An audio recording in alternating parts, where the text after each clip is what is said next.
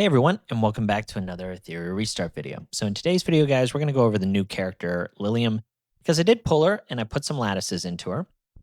If you're wondering where to prioritize the lattice, I think skill 3 and skill 1 are the most important because she gets attack percentage on the skill 1, and she gets the speed as well as the cooldown to 3 turns and the increased multiplier on her skill 3. So the skill 3, I think, is the top one to prioritize. And then the skill 1 is pretty good because she has, attack percentage there.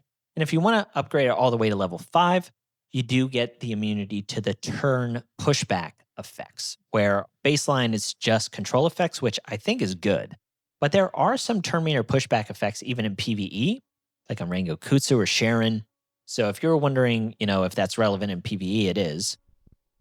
But what I'll say, just first glance, and you always have to take these things with a grain of salt because the character's only been out for, a couple hours. She seems underwhelming. It doesn't seem like her multipliers kind of correlate with her actual damage output. So that's interesting. So it could be a bug. There could be something that, ends up being, changed in, like an emergency maintenance or something like that. I don't know. But it doesn't seem to do a whole lot. Now I've tried her in White Fang and I've tried her in Count, and both those shells, like I think she underperforms Yelly by a significant margin, and then Didding also by a decent amount. I don't think the output is really there. The other issue is especially for new players, because she is a dark character, even though she can be used anywhere, she's going to be much harder to build when it comes to the actual stat requirement around her. The thing is Yelly has crit rate on her skill 3, self buff, so you only need to build her with 70% crit rate. And then Didding as well also has, some of that crit rate stuff built in whenever he's targeting someone who has this exclusive mark. So they're much easier to build in regards to their thresholds. Even if you over crit Didding, he ends up converting it into crit damage. The issue with Liliam is you need, the 100% crit rate along with the attack and crit damage, and that's quite tough, especially for the newer players. So one of the benefits of being an RGB character is if you use, a positive element, in regards to the dungeon that you're playing. Like if you're a red element character and you're going up against green, you only need 85% crit. Now, there's no light bosses in the game in regards to like shell dungeons and even modules. So she's always going to need to be 100% crit rate, or you're going to have to bring in a crit buffer to help her, be a little bit easier to build. So maybe for new players, if you're running her with gray or something like that, then you can get a little more out of her. But on the end game, there's not a whole lot of room for like crit rate increase characters on your team. So that's something to consider. Now, how I have her built right now is in Bloodbath, and this is with Codex of Magic, because her skill 3, my thinking, at least from a theory perspective, was okay, her skill 3 has a very high damage multiplier. I want to spam that as much as I can, and since it's on a 3-turn cooldown, it doesn't really matter that Codex of Magic then goes on an 8-turn, because if I can get 2 of these things off, we should be good. And this is the only kind of damage dealing shell that has like other damage dealing matrices on it that has Bloodbath. So it's just like, okay, that's what we're going to use. We're going to try and utilize this shell, and the damage output on this is bad. It's not good. I also have Swift Smite instead of Swift Raid. I'm pretty sure this gets Swift Raid, where that would be better. I'd increase my attack as well as my speed. I just don't have the right shell. So this is how I have her built. Like I said, the 74% crit rate, it's way too low. Her attack is okay. And then her crit damage is also kind of low, but her speed's fine. But yeah, this it's just pretty underwhelming, to be honest. I have not been impressed. So if I were a newer player or even someone who's a light spender, I would just say, wait another week or so until people really flesh out this character. Because currently, I am not impressed, and with how rough the game economy is with the game, you can't really explore a whole bunch of options. So I'm also kind of like sitting back and waiting. I don't think the character was going to be a bad investment from my end because this ability itself, immune to all control effects, will make her relevant in RTA. But it's only one game mode that she's relevant in.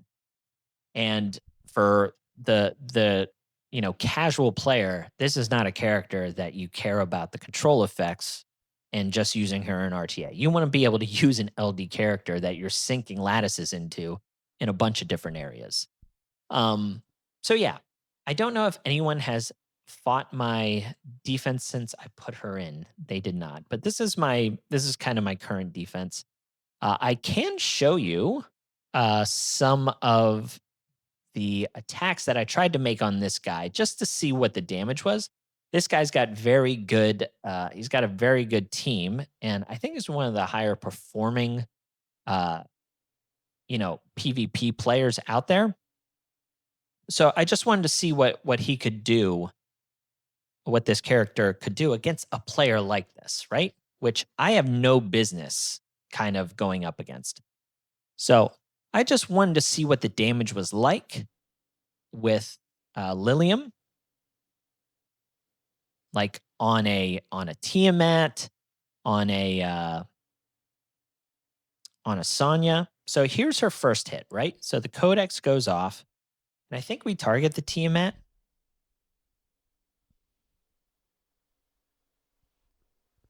So we crit there, right? And that was with a 500% multiplier, and it did what, 10K?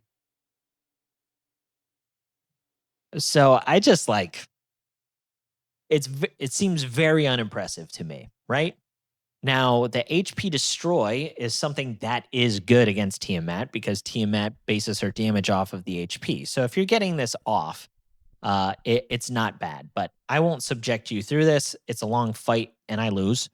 But it's very interesting the amount of damage output from this hero. Oh, and I just tried with a different hero to see if I was getting better stats or better damage. So here, we'll go in again. I was trying Lily, maybe for some additional boosts. And let's see what our damage is here. So again, like this was on the Sonya. Now I know the damage share is on the Tiamat, but it still only did like 11,000 damage.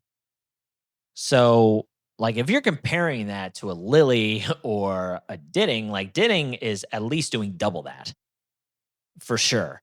So yeah, like I said, that's kind of interesting. Now, the other problem that I have with this character is the fact that her lifesteal, which is I think one of the big selling points for me, honestly, is it's based on, her damage dealt.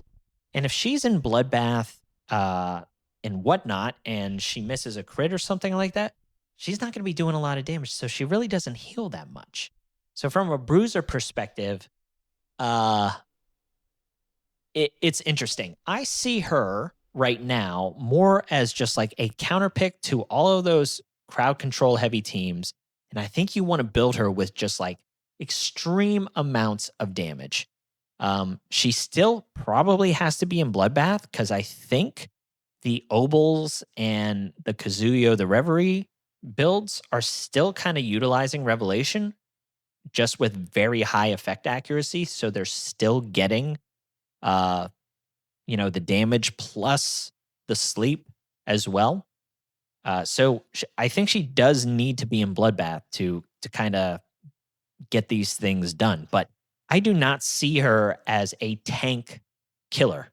I really don't. The damage output just is not there.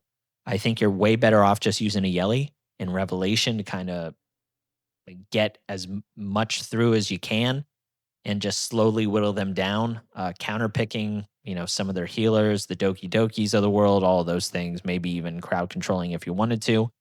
But yeah, definitely not a tank buster in my opinion. I think she's just a straight counter to crowd control, which is a good thing to have in the meta. But overall thoughts, guys, is I'm not so sure that she's viable right now, just at first glance. But again, I might come back to her in a week and be like, oh, totally missed, because I've done that before. So as always, take it with a grain of salt. But I appreciate you watching. And if you have any comments of your own, like if you pulled Lilium already and maybe you found a nice, cool build or whatever, let me know. Appreciate you watching. Catch you on the next one. See ya.